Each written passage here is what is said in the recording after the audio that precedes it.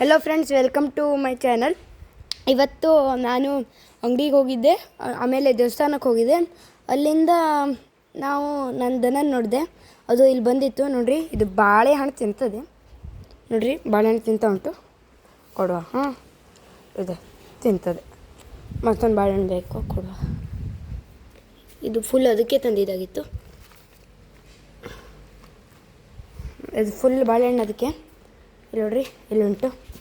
ಇಲ್ಲಿ ಇಡುವ. ಅದು ಭಾಳ ಹರಾಮಿ ಉಂಟು. ನೋಡ್ರಿ, ಬಾಳೆಹಣ್ಣು ತಿನ್ನು ಆರಾಮ್ ತಿಂತದೆ.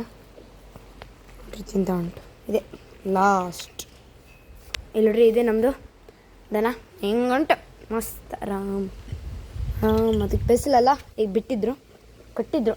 ಆದರೂ ಅದಾದ್ಮೇಲೆ ಬಿಟ್ಟಿದ್ರು. ಇದಕ್ಕೆ ಇದೀಗ ಕರು ಆಗ್ತಾ ಉಂಟು.